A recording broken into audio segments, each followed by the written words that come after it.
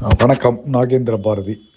நமது அழகிய சிங்கரின் விருட்சம் காலாண்டு இதழ், ஜனவரி 2026, 132வது இதழ். இதில் வழக்கம்போல் அவர் தேர்ந்தெடுத்து கொடுத்திருக்கின்ற சிறப்பான கதைகள், கவிதைகள், கட்டுரைகள். நானும் வழக்கம்போல் முதலில் படிக்கக்கூடிய சகாதேவன் அவர்களினுடைய அந்த இலக்கிய வரலாற்று கட்டுரை. அதில் நமது நவீன விருட்சம் பத்திரிகை எந்த அளவு பங்கேற்றுள்ளது என்பதை விருட்சம் இதழின் ஆரம்ப இதழிலிருந்து படிப்படியாக சொல்லிக்கொண்டு வருகின்ற அந்த தொடர். இந்த இதழிலும் அதுபோன்று இலக்கிய வரலாறு, சமுதாய வரலாறு போன்றவை பற்றிய பல முக்கியமான குறிப்புகள். குடிசை என்ற சிறுகதை எழுதிய ராமமூர்த்தி அவர்கள், அவரது மனைவி சரோஜா ராமமூர்த்தி அவர்கள், அதற்கு கலைவடிவம் கொடுத்த ஜெயபாரதி அவர்கள், ரவீந்திரன் அவர்கள், அசோகமித்திரன் அவர்கள், இவர்களை பற்றியெல்லாம் அவர்களுடைய அந்த இலக்கிய பங்களிப்பை சொல்லி தொடர்ந்து விருட்சம் 33வது இதழில் வெளியான வேசா எழுதிய இரங்கற் குறிப்பு இடைவெளி சம்பத் அவர்களை பற்றியது. அந்த விவரங்களை எல்லாம் நமக்கு எடுத்து சொல்கிறார்.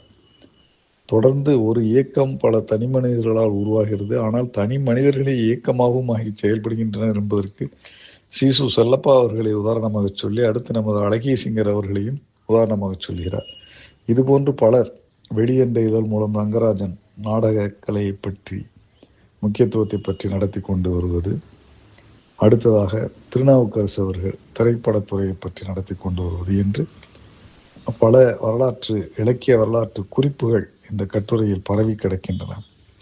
தொடர்ந்து சீசு செல்லப்பா அவர்கள் பிரித்த அந்த காலகட்டங்கள், முதலாவது 1875 to 1900 மாயூரம் வேதநாயகம் பிள்ளை தொடங்கி வைத்த நாவல் என்கிற படைப்புத்துறை, அடுத்து 1925 முதல் 50 வரை பாரதி தொடர்ந்து வைத்த புதுப்பாணி கவிதைத்துறை, வாவி ஐயர், மாதவியா அவர்கள் தோற்றுவித்த சிறுகதைத்துறை, மூன்றாவது கட்டமாக 50 to 75 வரை காணாசு சீசு செல்லப்பா அவர்கள் வளர்த்தெடுத்த விமர்சனத்துறை, இவற்றை பற்றியெல்லாம் அந்த இலக்கிய வரலாறும் இதோடு தொடர்புடைய பல அரசியல் சமுதாய வரலாறு பற்றிய குறிப்புகளும் இந்த கட்டுரையில் பரவி கிடக்கின்றன.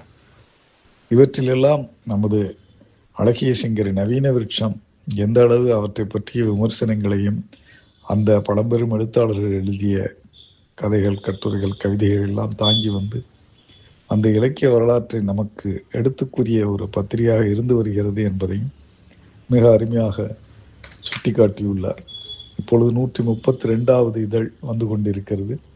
இதில் அவர் குறிப்பிட்டிருப்பது 33வது இதழ், விருட்சம் 33வது இதழை பற்றி இதில் ஒரு குறிப்பு வந்திருக்கிறது. இதுபோன்று தொடர்ந்து அந்த கால விருட்சம் இதழிலிருந்து இந்த கால விருட்சம் வரை தொடர்ச்சியாக அவர் இந்த தொடர் எழுதி வருவது அழகிய சிங்கரினுடைய அந்த இலக்கிய பணிக்கு ஒரு பெரிய பாராட்டாக இருக்கிறது என்பது நிச்சயமாக குறிப்பிடத்தக்கது.